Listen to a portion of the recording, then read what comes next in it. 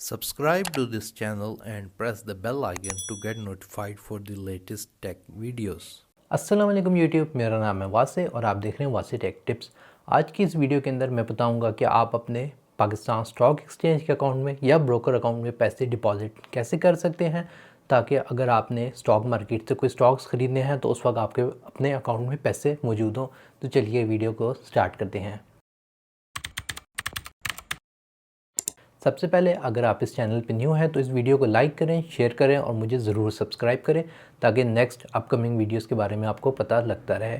Secondly, अगर आपने अपने पाकिस्तान स्टॉक एक्सचेंज के अकाउंट में पैसे डिपॉजिट कराने हैं तो मैं ये बता दूं कि डायरेक्टली आपका PSX या पाकिस्तान स्टॉक एक्सचेंज में अकाउंट नहीं बनता। सबसे पहले आपने किसी सर्टिफाइड ब्रोकर के पास अकाउंट खुलवाना होता है और फिर उस ब्रोकर अकाउंट से आप स्टॉक्स ख़रीद या बेच सकते हैं। तो जो डिफरेंट ब्रोकर्स हैं वो पाकिस्तान स्टॉक एक्सचेंज की वेबसाइट पे लिस्टेड हैं। आप उनमें से किसी ब्रोकर के साथ अपना अकाउंट ओपन करवा सकते हैं। मैंने अपने केस में सैयद फराज इक्विटीज़ के साथ ओपन करवाया था, लेकिन आप किसी भी सर्टिफाइड ब्रोकर के साथ अकाउंट ओपन करवा सकते हैं। तो जब आप अपने ब्रोकर के साथ अकाउंट ओपन करवाएंगे तो एक तो आपका ब्रोकर अकाउंट ओपन होगा, उसके साथ वो आपका एक CDC का अकाउंट भी ओपन करवाएंगे, जिधर एक्चुअली आपके सारे फंड्स और स्टॉक्स वगैरह पड़े हुए होते हैं। तो सबसे पहले आपने ब्रोकर के साथ अपना ब्रोकर अकाउंट और CDC अकाउंट ओपन करना है। जब आप ओपन करवा लेंगे उसके बाद आपको एक ईमेल आती है जिसमें आपका एक यूनिक IBAN नंबर होता है, और इसी IBAN नंबर को यूज़ करके आप अपने पाकिस्तान स्टॉक एक्सचेंज या ब्रोकर अकाउंट में पैसे डिपॉजिट कर सकते हैं। तो चलिए मैं अब अपने लैपटॉप की तरफ बढ़ता हूँ और आपको वो ईमेल भी दिखा देता हूँ, और पाकिस्तान स्टॉक एक्सचेंज का सॉफ्टवेयर भी, जिधर आपको बेसिकली आपका बैलेंस शो होगा। तो अभी मैं अपने लैपटॉप की तरफ आ चुका हूँ। तो जब आपने अपना अकाउंट अपने ब्रोकर के साथ ओपन करवाया होगा तो उस वक्त आपने उनको कोई ना कोई अपनी ईमेल दी होगी, बेशक वो जीमेल हो या आउटलुक हो। तो आपकी जो भी ईमेल होगी आपने उसको खोलना है, और वहाँ पे आपके पास इस तरह की एक ईमेल आई होगी E-Clear वालों की तरफ से, account opening and terms of reference. तो आपने अपनी ईमेल में इसको ढूंढना है। जब आपके सारे अकाउंट्स ओपन हो जाएंगे और उसमें आपके पास एक PDF डॉक्यूमेंट होगी, तो अगर मैं अपनी PDF डॉक्यूमेंट ओपन करूं तो उसमें account opening and terms of reference लिखा होगा। मेनली यहाँ पे आपका नाम शो हो रहा होगा, आपका कोड जो कि मैंने ब्लर किया है, सब अकाउंट जो भी नंबर होगा, आपके ब्रोकर का नेम, अगेन मेरे केस में सैयद फराज इक्विटीज़ है।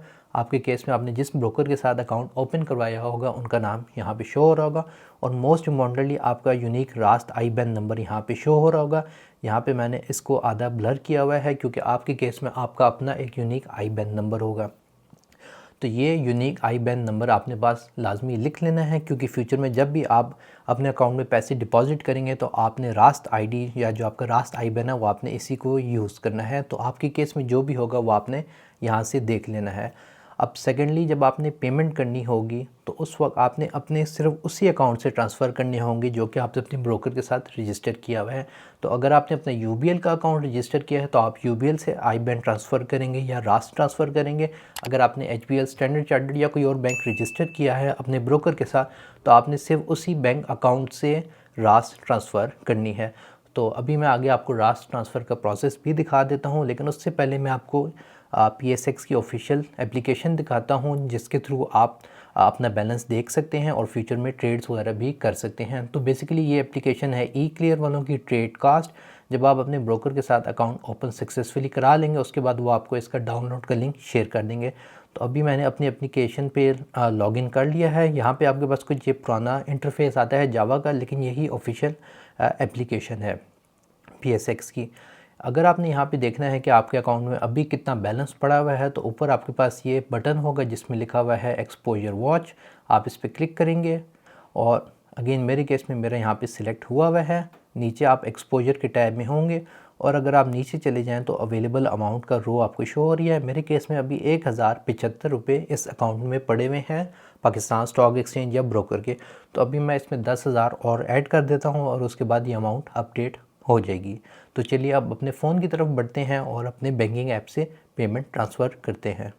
तो अपने फ़ोन पे आपने अपनी बैंकिंग एप्लीकेशन को ओपन कर ली है, जिसमें वही अकाउंट है जो आपने अपने ब्रोकर के साथ रजिस्टर करवाया था। तो उसके थ्रू ही हम अपनी रास्त IBAN पे पेमेंट ट्रांसफ़र करेंगे। चूँकि मैंने स्टैंडर्ड चार्टर्ड रजिस्टर कराया था अपने ब्रोकर के साथ, तो मैं अपने स्टैंडर्ड चार्टर्ड के बैंक अकाउंट में लॉगिन कर लेता हूँ। लॉगिन करने के बाद अब चूँकि वो एक रास्त ID थी जो कि मैंने भी आपको दिखाई थी, जो आपको अपने ईमेल पे रिसीव हुई होगी अपने लिए, तो आपने रास्त ट्रांसफ़र के बटन पे क्लिक करना है। ट्रांसफ़र टू इंडिविजुअल के बटन पे क्लिक करना है और यहाँ पे वही रास्त आईडी एंटर करनी है जो आपको ई क्लियर वालों ने आपके अकाउंट के लिए भेजी है। तो यहाँ पे मैं अपने अकाउंट की एंटर कर देता हूँ। जब मैं अपनी रास्त आईडी एंटर करूँगा तो ये नीचे मेरा नाम शो कर रहा है, इसका मतलब है कि मैंने अपनी रास्त आईडी ठीक एंटर की है। मैं इस पर क्लिक करूँगा। यहाँ पे अब आपने लिखना है कि आप कितने पैसे अपने स्टॉक एक्सचेंज या ब्रोकर अकाउंट में ट्रांसफ़र करना चाहते हैं। तो मैं 10,000 एंटर कर देता हूँ। मिनिमम अमाउंट मुझे नहीं पता कि मिनिमम अमाउंट आप कितनी ट्रांसफ़र कर सकते हैं, बहरहाल 10,000 सिलेक्ट करते हैं। पेमेंट ट्रांसफ़र करने के बाद आप पेमेंट की स्क्रीनशॉट लाजमी लें, क्योंकि अगर आपने गलती से किसी और अकाउंट में भेज दी है तो उस वक्त ये स्क्रीनशॉट आपके काम आ सकती है। तो चलिए अब दोबारा सिस्टम की तरफ बढ़ते हैं और देखते हैं कि हमारी पेमेंट अपडेट हुई है या नहीं। तो अभी दोबारा मैंने अपनी ई क्लियर की एप्लीकेशन पे लॉगिन किया है। ऊपर दोबारा हम एक्सपोजर वॉच के बटन पे क्लिक करेंगे तो अभी आप देख सकते हैं मैंने दोबारा अपना अकाउंट सेलेक्ट किया है, एक्सपोजर के अंदर हूँ। और अगर अब मैं अवेलेबल अमाउंट में जाऊँ तो आप देख सकते हैं 10,000 मेरे अकाउंट में डिपॉज़िट हो गए हैं। तो इसमें ये बात याद रखिएगा कि आपका जो ब्रोकर होता है उसकी भी कुछ डिपॉज़िट या विड्रॉ फ़ीस होती है जो कि काफ़ी कम होती है, लेकिन वो फ़ीस होती है। तो अगर आप बड़ी पेमेंट्स करेंगे तो उस केस में आपको कुछ पैसे कम नज़र आएंगे। उसकी मेन वजह यही होगी कि आपके ब्रोकर की कुछ डिपॉज़िट या विड्रॉ की फ़ीस होती है जो कि आप अपने ब्रोकर से पता कर सकते हैं। अगर आपको ये वीडियो पसंद आई हो तो इसे लाइक करें, शेयर करें। अगर आपके पास इस वीडियो के रिलेटेड कोई भी क्वेश्चन है तो नीचे कमेंट सेक्शन में ज़रूर लिखें और बेल नोटिफिकेशंस को ज़रूर दबाएगा, क्योंकि नेक्स्ट वीडियो में मैं बताऊंगा कि आप इसी सॉफ्टवेयर को यूज़ करते हुए स्टॉक्स ख़रीद कैसे सकते हैं।